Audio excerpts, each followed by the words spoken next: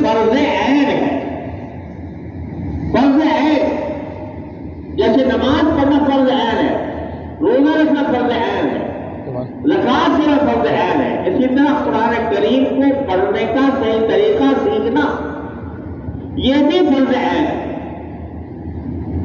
لیکن افسوس ہے کہ فرض عین چھوڑ بیٹھی ہے قوم، اب تک تو تلاوت کی طرف دھیان نہیں، اور اگر دھیان ہو تو جس طرح سمجھ میں آیا پڑھ لی، سین کو ساتھ پڑھ دیا، ساتھ کو ٹھیک پڑھ دیا، پاپ کو تا پڑھ دیا، آئی کو حلف سے حمزہ پڑھ دیا، مجموعی پڑھ لیا، سمجھا قرآن پڑھ لیا۔ خوش سمجھو کہ جب تک اس طرح نہ پڑھا جائے جس طرح اللہ تبارک و تعالیٰ نے جبریل امین کو سکھایا، جبریل امین نے نبی کریم صلی اللہ علیہ وسلم کو سکھایا، نبی کریم صلی اللہ علیہ وسلم صحابہ کرام کو سکھایا، اور آج تک اسی طرح پڑھتا ہے، اس کے تعلیم و تعلیم کا سلسلہ چلا ہے۔ اس کا سیکھنا ہر مسلمان کے دل میں فرض ہے۔ آج بڑی بڑی ڈگریاں لے کے لوگ بیٹھ جاتے ہیں، قرآن پڑھنا نہیں آتا، ایک سطح قرآن کسی طریقے سے نہیں پڑھتا۔ تو اور کوئی مشکل کام کے ہمارے میرے برادر بزرگ حضرت مولانا مفتی احمد رفیع صاحب رحمہ اللہ تعالی فرمایا کرتے تھے کہ اتنا آسان اللہ نے کر دیا کہ سارے قرآن میں کچھ 29 حروف ہیں، 29 حروف بس۔ اگر ان 29 حروف کو صحیح نکالنے کا طریقہ آ جائے قرآن میں بتا آ جائے۔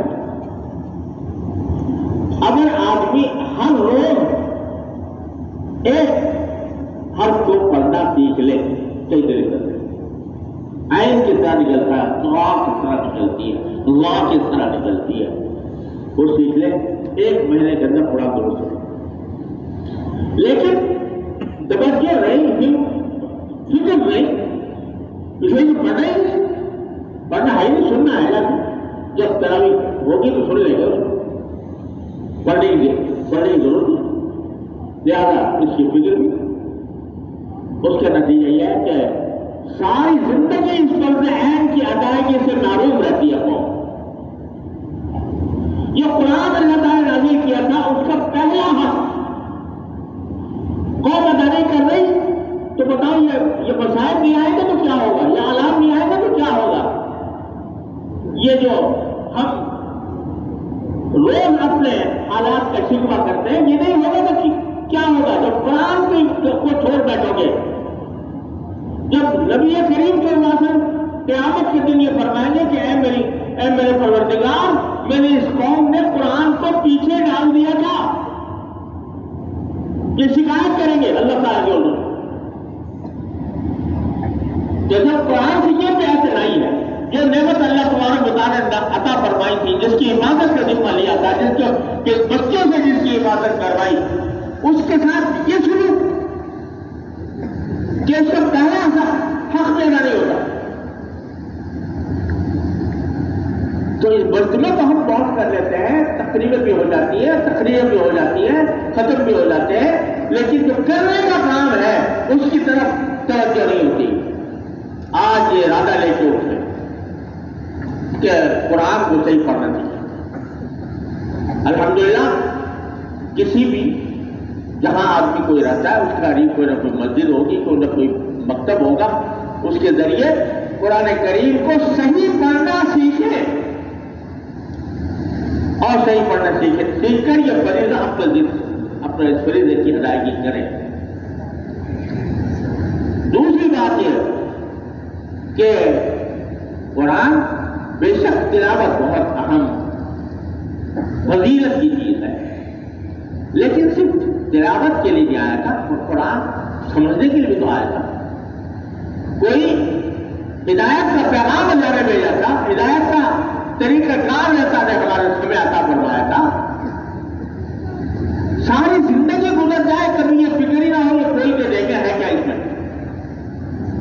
اس کو سمجھنے کی کوشش کرے۔ ہر انسان اپنے گریبان میں منہ ڈال کر دیکھے کہ کیا اس نے اپنی زندگی میں کوئی وقت، کتنا وقت اس کام میں لگایا کہ میں قرآن کا کا مطلب سمجھنے کی کوشش کریں. اگر نہیں آیا تو بتاؤ قرآن سے اس سے زیادہ بے وفائی کیا ہوگی؟ اللہ تبارک و تعالیٰ کیسے اللہ تعالیٰ کے وہ گرفتاری کیا اس سے بڑی کیا ہوگی کہ اللہ نے پیغام بھیجا ہے ہدایت کا اور ہم اس کو صرف اپنے تبرک کے لیے اپنی الماری کے اندر رکھے بیٹھے ہیں. کبھی پڑھنے کے لیے نوبت نہیں آتی. سمجھنے کی کوشش کریں کیا لکھا ہے اس میں, کیا پیغام دے رہا ہے قرآن. الحمدللہ علماء امت نے حجت تمام کر دی. ترجمے تفسیریں ہر زبان میں آسان بھی اور مختصر بھی اور مفصل بھی سب تیار کی ہوئی ہے. لیکن چونکہ اہمیت نہیں, اہمیت سب سے بڑی آج کل پیسے کی. پیسہ زیادہ کہاں سے آتے ہو, کہاں سے زیادہ میں اپنے کمائی کر سکوں. ساری اہمیت کا نقطہ یہ بنا ہوا ہے. لہذا قرآن کو سمجھنے کی فکر نہیں. تو میرے بھائیوں گزارش یہ ہے کہ آج ہم یہ عہد کریں کہ انشاءاللہ اپنی زندگی میں قرآن کو اس طرح داخل کریں, اس کو پڑھنا بھی سیکھیں, اس کے مطلب بھی سمجھنے کی کوشش کریں. کسی مستند عالم کی تفسیر کے مدد سے اس کو سمجھنے کی کوشش کریں. یہ کام کریں گے تو انشاءاللہ پھر عمل کی بھی توفیق ہوگی, جو قرآن پر عمل کی بھی توفیق. یہ پیغام ہے ہر ختم قرآن کا. ہمارے الحمدللہ جہاں جہاں قرآن شریف, یہ بھی آج کل طریقہ ہے کہ جہاں تراویح میں قرآن کریم ختم ہوتا ہے تو کوئی اجتماع ہوتا ہے, کوئی تقریب ہوتی ہے.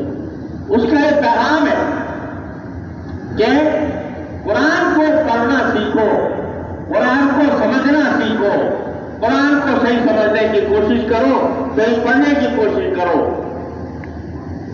اگر قرآن کو اختیار کر لیتے ہو تو انشاءاللہ تمہاری مشکلات بھی دور ہوں گی. اس وقت ہم پر جو وبال مسلط ہے وہ قرآن کو چھوڑنے کا وبال ہے.